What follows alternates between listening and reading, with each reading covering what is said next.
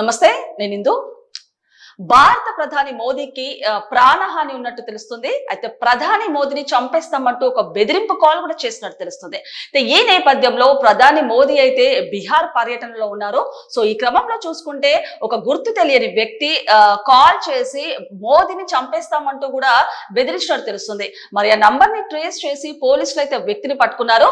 బీహార్ కి చెందిన సమీర్ గా పోలీసులు అయితే గుర్తించినట్టు తెలుస్తుంది. సో మరి ఆపరేషన్ సింధూర్ నేపథ్యంలో కీలక పరిణామాలు అయితే చోటు చేసుకున్నాయి. అంటే ఉగ్రవాదులు తెలుగు రాష్ట్రాలలో కూడా ఉగ్రదాడి చేసేందుకు ట్రై చేశారు. మరి ఈ నేపథ్యంలో చూసుకుంటే అంటే హైదరాబాద్ కానివ్వండి, విజయనగరం కానివ్వండి, ముంబైలో కానివ్వండి, కొన్ని చోట్ల అయితే ఉగ్రవాదులు కూడా ఉగ్రదాడి చేసేందుకు అయితే ట్రై చేశారు. సో ఈ క్రమంలో పక్కన పెడితే మొన్న మోదీ అయితే గుజరాత్ లో కూడా ఆయన పర్యటించినట్టు తెలుస్తుంది. ఆ గుజరాత్ లో కూడా ఆయన ఒక స్ట్రాంగ్ వార్నింగ్ ఇచ్చినట్టు తెలుస్తుంది. అంటే మారా రోటీ తుమ్ ఖాओ నైతో మేరే పాస్ బుల్లెట్ హే అంటూ కూడా ఆయన స్ట్రాంగ్ వార్నింగ్ ఇచ్చినట్టు తెలుస్తుంది. సో మరి ఈ నేపథ్యంలోనే ఇవాళ ప్రధాని మోదీ గారు అయితే బీహార్ లో పర్యటించారు. సో ఈ క్రమంలో ప్రధాని మోదీకి ఒక బెదిరింపు కాల్ రావడం అయితే ఒక పెద్ద సంచలనంగా మారిందని చెప్పొచ్చు. అంటే ఇప్పుడు ఉగ్రవాదులు ప్రధాన నగరాలలో కూడా ఉగ్రదాడి చేసేందుకు అయితే ట్రై చేస్తున్నారు. And already Pakistan sleeper cells కూడా ఇక్కడ యాక్టివేట్ అయ్యి కూడా ఉన్నారు. అంటే ఓ రకంగా చూసుకుంటే పాకిస్తాన్ ఉగ్రవాదులు కూడా మరోసారి భారత్ లో ఉగ్రదాడి చేసేందుకు ట్రై చేస్తున్నారని చెప్పొచ్చు.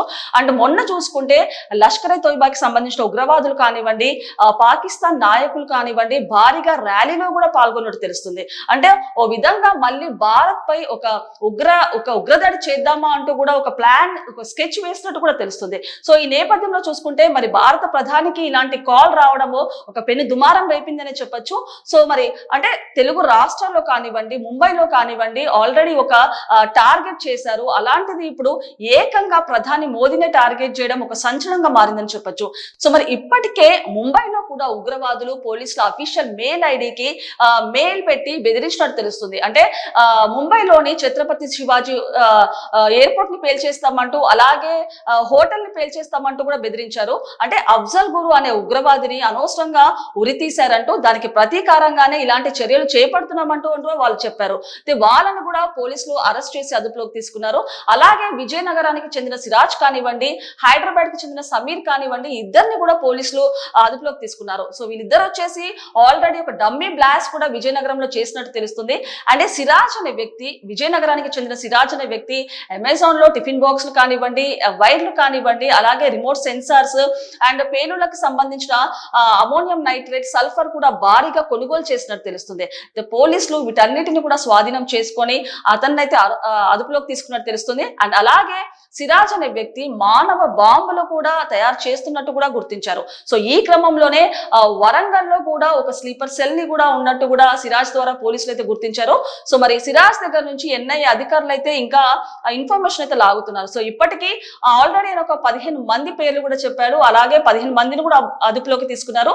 సో ఇప్పుడు చూసుకుంటే వరంగల్ లో కూడా ఒక స్లీపర్ సెల్ ఉన్నట్టు కూడా ఆయన చెప్పినట్టు తెలుస్తుంది. సో ఇప్పుడు వరంగల్ కి చెందిన ఆ స్లీపర్ సెల్ ని కూడా పోలీసులు కూడా అరెస్ట్ చేశారు. సో ఈ నేపథ్యంలో చూసుకుంటే ఈ ఉగ్రవాదులు ముంబై కానివ్వండి, విజయనగరం కానివ్వండి, వరంగల్ కానివ్వండి ఒక సంచలనంగా మారిందని చెప్పొచ్చు.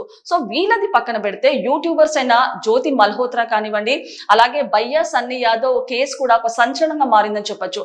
అంటే జ్యోతి మల్హోత్రా ఆల్రెడీ ఒక గూఢాచారిగా భారత్ కి సంబంధించిన ఇన్ఫర్మేషన్ ని మొత్తం కూడా పాకిస్తాన్ కి చేరవేయడంలో ఒక కీలక పాత్ర పోషించిందని చెప్పొచ్చు. అంటే ఆవిడ పెహల్గామ్ అటాక్ కి ముందే కాశ్మీర్ లో పర్యటించినట్టు తెలుస్తుంది. అలాగే అక్కడ కాశ్మీర్ లో వీడియోస్ కానివ్వండి, లొకేషన్స్ కానివ్వండి చిత్రీకరించి ఆవిడ ఇన్స్టాలో కూడా పోస్ట్ చేసినట్టు తెలుస్తుంది. సో మరి ఆ పోస్ట్ కి కూడా ఒక ట్యాగ్ లైన్ గా మళ్ళీ కాశ్మీర్ కి రావడం అవసరమా అంటూ కూడా ఆవిడ ట్యాగ్ చేశారు. సో ఇది ఒక సంచలనంగా మారిందని చెప్పొచ్చు. సో ఈ నేపథ్యంలో చూసుకుంటే జ్యోతి మల్హోత్రాకి ఢిల్లీలోని పాకిస్తాన్ కమిషన్ ఆఫీస్ లో కూడా ఒక డానిష్ అనే వ్యక్తితో కూడా ఆవిడ రిలేషన్ లో ఉన్నట్టు తెలుస్తుంది.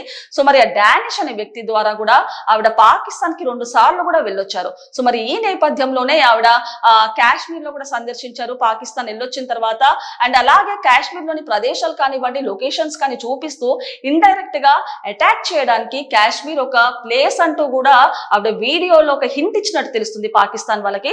సో ఈ నేపథ్యంలో చూసుకుంటే జ్యోతి మల్హోత్రా కేసు కూడా ఒక సంచలనంగా మారిందని చెప్పొచ్చు. అండ్ జ్యోతి మల్హోత్రా కూడా మొన్న అనాల్కలి మార్కెట్ లో సందర్శించినప్పుడు పాకిస్తాన్ లో ఒక హై సెక్యూరిటీ ఒక గన్ మ్యాన్స్ ని కూడా పాకిస్తాన్ వాళ్ళు ఇచ్చారని చెప్పొచ్చు. అంటే ఓ రకంగా చూసుకుంటే మనం ఇక్కడ ఉన్నప్పుడు ఒక ఎమ్మెల్యే కానీ లేకపోతే ఎంపీ అపాయింట్మెంట్ కావాలంటే ఒక వారం నుంచి 10 రోజులు పడుతుంది. అలాంటిది జ్యోతి మల్హోత్రా ఏకంగా పాక్ ప్రధాని కూతురుతోనే ఆవిడ సమావేశం అయ్యారంటే ఆవిడకి ఎంత ఇన్ఫ్లుయెన్స్ ఉంటే ఇలాంటివి చేస్తారో ఒకసారి చూడొచ్చు. సో మరి జ్యోతి మల్హోత్రా కేసు పెను సంచలనంగా మారిందని చెప్పొచ్చు. అండ్ అలాగే భయ్యా సన్ని యాదవ్ ని కూడా నిన్న చెన్నైలో ఎన్ఐఏ అధికారులు అయితే అదుపులోకి తీసుకున్నారు. అంటే ఈయన కూడా వచ్చేసి పాకిస్తాన్ లో 2 నెలలకు పైగానే ఆయన సందర్శించినట్టు తెలుస్తుంది. భయ్యా సన్ని యాదవ్ బెట్టింగ్ యాప్ ప్రమోషన్స్ లో కూడా ఆయన పేరు వచ్చినట్టు తెలుస్తుంది. అంటే ఈ క్రమంలోనే ఆయనని పోలీసులు కూడా పాకిస్తాన్ నుంచి వచ్చిన తర్వాత ఈయనని అదుపులోకి తీసుకున్నారు. సో మరి అంతకు ముందు కూడా 10 రోజుల క్రితమే పోలీసులు అయితే వాళ్ళ ఇంటికి స్పెషల్ బ్రాంచ్ పోలీసులను కూడా పంపించినట్టు తెలుస్తుంది. సో ఈ క్రమంలో చూసుకుంటే వీళ్ళ యూట్యూబర్స్ కేసు కూడా ఒక సంచలనంగా మారిందని చెప్పొచ్చు. అంటే ఓ రకంగా మన ఇంట్లో ఉంటూ మన పక్కనే ఉంటూ మన దేశంలోనే ఉంటూ ఇలాంటి పనులు చేయడము ఇలాంటి వాటికి పాల్పడము ఎంతవరకు కరెక్ట్ అంటూ కూడా చాలా మంది మండిపడుతున్నారు. అంటే ఓ రకంగా వీళ్ళు బాగానే సంపాదిస్తున్నారు, మంచి ఫాలోవర్సే ఉన్నారు, అయినా కూడా ఒక డబ్బు ఆశ కానివ్వండి అలాగే లగ్జరీస్ కి కానివ్వండి ఇలాంటి వాటికి పాకిస్తాన్ వాళ్ళకి అమ్ముడు పోవడం ఎంతవరకు కరెక్ట్ అంటూ కూడా చాలా మంది ఆరోపిస్తున్నారు. సో వీళ్ళనైతే సౌదీలో అయితే ఎలాంటి యాక్ట్ ఉంటుందో హ్యాంగింగ్ చేసే యాక్ట్ ఉంటుందో యాక్ట్ ద్వారా వీళ్ళని కూడా హ్యాంగ్ చేయాలంటూ కూడా చాలా మంది అయితే ఆరోపిస్తున్నారు. సో ఇలాంటి స్లీపర్ సెల్స్ కూడా మన ఇండియాలో యాక్టివేట్ అయి ఉన్నారంటూ కూడా పోలీసులు కానివ్వండి చాలా మంది అయితే చెప్తున్నారు. సో వీళ్ళ ద్వారా మనము జాగ్రత్తగా ఉండాలంటూ కూడా వాళ్ళు పోలీసులు కూడా ఆదేశాలు ఇస్తున్నారు. సో ఏ రకమైన సందేహం ఉన్నా ఎవరైనా ఎక్కడైనా డౌట్ఫుల్ గా కనిపించినా కూడా తమకు సమాచారం ఇవ్వాలంటూ కూడా పోలీసులు చెప్తున్నారు. సో మరి ఈ నేపథ్యంలో చూస్తే అంటే ఒక్కొక్కరు పాకిస్తాన్ స్లీపర్ సెల్స్ కూడా అందరు యాక్టివేట్ అయి ఉన్నారని చెప్పొచ్చు. అంటే రోజుకొకరు అయితే అరెస్ట్ అవుతున్నారు, రోజుకొక కొత్త కేసు చూస్తున్నాం, రోజుకొక కొత్త వార్త సంచలనం అవుతుందని చెప్పొచ్చు. సో మరి ఈ నేపథ్యంలోనే ఇవాళ ప్రధాని మోదీ గారికి బెదిరింపు కాల్ రావడం ఒక సంచలనంగా మారిందని చెప్పొచ్చు. అంటే ఏకంగా ప్రధాని మోదీ గారికి కాల్ వచ్చిందంటే ఏ రకంగా ఏ వ్యవస్థకు మన ఇండియాలో ఇలాంటివి మన బీహార్ లోనే ఉంటూ ఇక్కడే ఇలాంటి వాళ్ళు పాల్పడుతున్నారంటే ఏ రకంగా మన భారతదేశంలో ఇలాంటి వ్యక్తులు వ్యవస్థను ఏ రకంగా దిగజార్చారో చూడవచ్చు. అండ్ అలాగే మరి ఆపరేషన్ సింధూర్ తర్వాత ఇద్దరు ఉగ్రవాదులు అయితే హతమయ్యారు. సో మరి ఇద్దరు ఉగ్రవాదుల తండ్రి కూడా ఆయన ఒక మాట చెప్పుకొచ్చారు. అంటే నాకు ఇంకా కొడుకులు ఉంటే గనక నేను కూడా వాళ్ళని ఉగ్రవాదులనే చేస్తాను, లష్కర్ తోయిబాకి సంబంధించిన ఉగ్రవాదులనే చేస్తాను అంటూ కూడా ఆయన చెప్పుకొచ్చారు. సో ఈ విధంగా చూసుకుంటే నిజంగా పాకిస్తాన్ ఏ రకంగా ఉగ్రవాదిని అయితే పెంచి పోషిస్తుందో చెప్పవచ్చు. సో ఇప్పుడు చూసుకుంటే ప్రధాని మోదీ ఒక బెదిరింపు కాల్ అయితే ఒక సంచలనం మారిందని చెప్పొచ్చు. సో మరి తర్వాత ఎలాంటి పరిణామాలు చోటు చేసుకుంటాయి, మరి ఈ వ్యక్తిని ఏం చేస్తారు, ఎలాంటి విచారణ ముందు ఏమేం రాబోతుందో వేచి చూడాల్సిందే.